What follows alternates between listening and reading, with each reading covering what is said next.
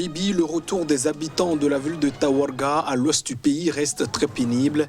Ils avaient été chassés puisqu'accusés d'être des pro-Kadhafi. Sur place, ils doivent tout reconstruire. En Zambie, les pensionnaires des maisons d'arrêt participeront à l'élection présidentielle de 2021. La commission électorale s'organise pour les inscrire sur la liste électorale. Leur nombre est estimé à plus de 16 000. Et puis en Afrique du Sud, les scientifiques tentent d'expliquer la rapidité de la transmission du coronavirus et ils viennent d'aboutir à des résultats dévoilés par le ministre de la Santé. Précision à suivre.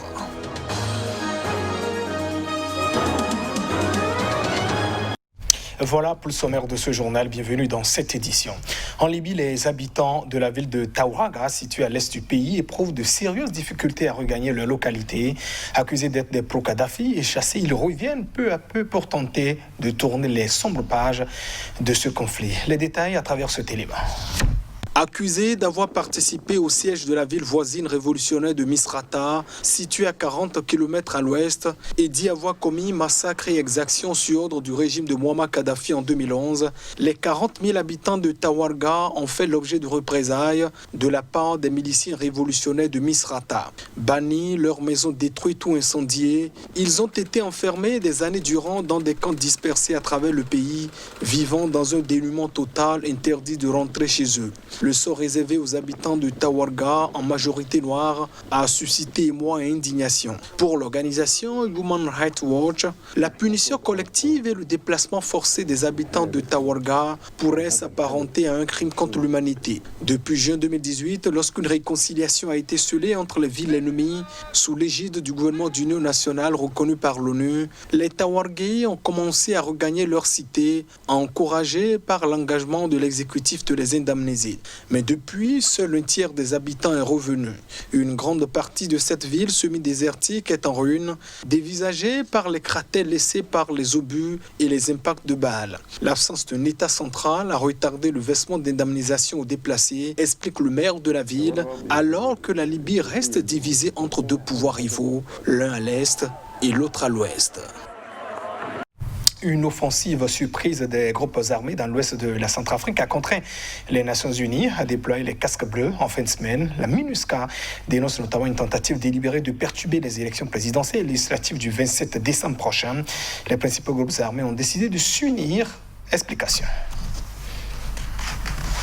Les leaders des trois principaux groupes armés qui occupent la grande majorité du territoire centrafricain et mènent une offensive dans le nord et l'ouest du pays ont annoncé leur fusion et la création d'une coalition dans un communiqué publié ce samedi. Alors que le premier tour des élections présidentielles et législatives est prévu le 27 décembre prochain, mais que l'opposition craint des fraudes massives, cette coalition menace désormais la capitale Bangui d'un blocus à distance. Les membres des groupes armés décident de fusionner tous nos efforts en une seule entité, désignée Coalition des Patriotes pour le Changement, CPC, placée sous commandement unifié, ont-ils écrit dans un communiqué, invitant tous les autres groupes armés à adhérer. Les casques bleus sont en alerte maximale pour empêcher les groupes armés de perturber les élections, a déclaré la mission des Nations Unies en Centrafrique, MINUSCA, dans un communiqué publié ce vendredi. Selon des sources humanitaires et onusiennes, les groupes armés se sont emparés ce vendredi de plusieurs localités situées sur les As qui desservent Bangui. La CPC rassemble aujourd'hui des groupes issus de la Seleka et des milices anti-Balaka, jadis opposés et à l'origine de la guerre civile, et aujourd'hui contre le régime du président Faustin-Archange Touadéra. Depuis son retour des îles en décembre 2019, François Bozizé cristallisait les inquiétudes de la majorité présidentielle qui accusait ce putschiste récidiviste de fomenter un nouveau coup de force.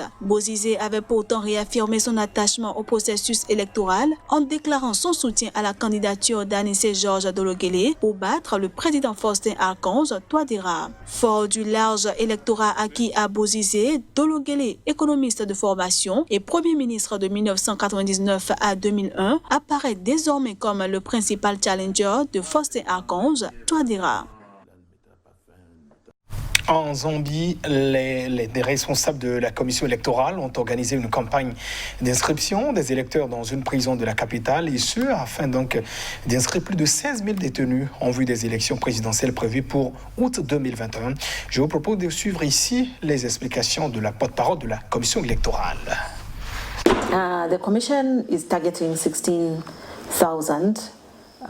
La commission vise 16 000 personnes en détention légale, mais il faut garder à l'esprit que ce nombre ciblé est fluide en raison de la nature des citoyens que nous enregistrons, car il peut être plus ou moins élevé selon les périodes. Because it can be either more or less depending on the time. The commission is very happy for both the turnout for the. La Commission est très satisfaite à la fois de la participation à l'exercice d'inscription des électeurs, en général de la participation que nous avons eue, et aussi de la réaction des personnes en détention légale. Comme nous l'avons fait à la fin de la période initiale d'inscription des électeurs, pour les personnes légalement détenues, la Commission a réussi à en enregistrer plus de 11 000. To capture over 11,000. I'm so grateful for what the government has done for us. Je suis très reconnaissant de ce que le gouvernement a fait pour nous. Depuis 1964, cela ne s'est jamais produit. Mais quant à aujourd'hui, ou cette fois-ci, le gouvernement vient de penser à se donner la main avec nous qui sommes des détenus, des gens qui sont rejetés dans la société des nations. Ils ont pensé à nous pour que nous puissions participer au vote. Nous sommes donc très reconnaissants en tant que prisonniers. Les autorités judiciaires bissau-guinéennes ont lancé un mandat d'arrêt contre l'ancien Premier ministre Domingos Simoes Pereira en exil au Portugal après des soupçons de disparition de sommes versées au pays par le Fonds monétaire international, somme estimée à plus de 35 milliards de francs CFA. Le communiqué du parquet de Bissau qui a délivré le mandat d'arrêt ne précise pas la nature des charges contre Domingos Simoes Pereira. Pereira, chef du Parti africain pour l'indépendance de la Guinée du Cap-Vert, PAIGC, candidat malheureux lors du second tour de l'élection présidentielle de décembre 2019 face à Umaro Sissoko Embalo, est actuellement au Portugal, selon son entourage familial et la direction de son parti. Il n'avait pas répondu en mai à plusieurs convocations du procureur général Fernando Gomes pour une audition relative à des fonds versés en 2014 par le FMI à la Guinée-Bissau d'un montant de 35,2 milliards de francs CFA alors qu'il était Premier ministre. Ces fonds ont ensuite disparu des comptes de l'État selon les autorités. Pereira avait indiqué que son retour au pays dépendait des conditions de sécurité dans une interview en juin à la chaîne de télévision panafricaine Voz Africa. Par ailleurs, l'ancien Premier ministre Aristide Gomes est réfugié depuis avril dans des locaux de l'ONU à Bissau, affirmant craindre pour sa sécurité depuis l'accession au pouvoir d'Umaro Sissoko Embalo et a demandé une intervention de la communauté internationale pour quitter le pays. Le PAIGC conteste toujours l'élection d'Umaro Sissoko Embalo face à son candidat Domingos Simoes Pereira.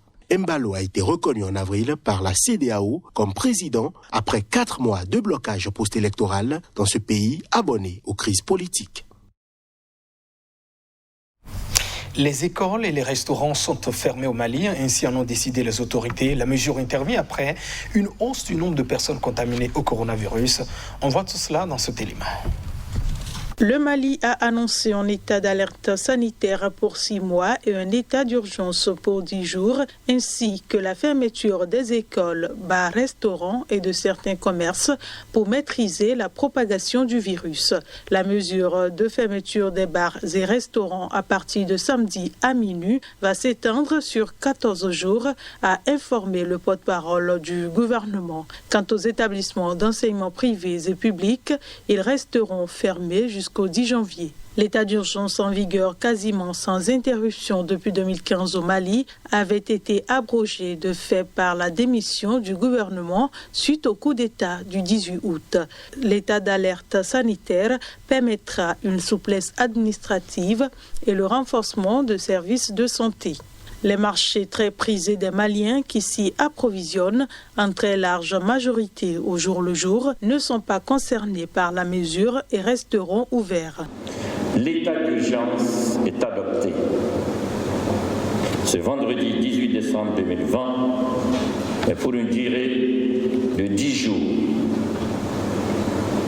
Un décret portant sur l'état d'alerte sanitaire couvrant une période de 6 mois à compter du 18 décembre, la limitation des rassemblements à 50 personnes au plus. Cette limitation porte sur tout type de rassemblement, notamment les cérémonies de mariage, de baptême et de funérailles. Relativement épargné au début de la pandémie, le Mali, confronté à une crise sécuritaire, sociale et économique, a enregistré un pic de plus de 150 cas par jour début décembre. Les hôpitaux de Bamako sont saturés et le nombre de tests effectués est passé de quelques 500 journaliers en mars à près de 2500 aujourd'hui, selon le gouvernement.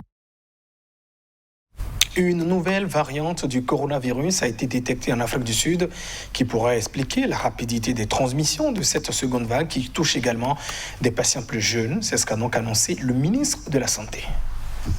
Selon un communiqué du ministère sud-africain de la Santé, la variante 501 V2 du virus a été identifié par des chercheurs et signalé à l'Organisation mondiale de la santé, OMS. Les médecins sud-africains ont noté une évolution du paysage épidémiologique, notamment avec davantage de patients plus jeunes, sans comorbidité, qui développent des formes graves de la maladie. D'après le ministre, tous les éléments indiquent fortement que la deuxième vague est portée par cette nouvelle variante. L'équipe de chercheurs sud-africains menée par le professeur Tulio de Oliveira a partagé ses observations avec la communauté scientifique et alerté le Royaume-Uni de l'identification de la variante sud-africaine, ce qui a permis aux chercheurs britanniques d'étudier leur propre échantillon et de trouver une variante similaire potentiellement impliquée dans la transmission galopante observée dans certaines zones du pays, a-t-il ajouté. Zwelini Mkhize s'est voulu rassurant et a invité les Sud-Africains au respect des gestes barrières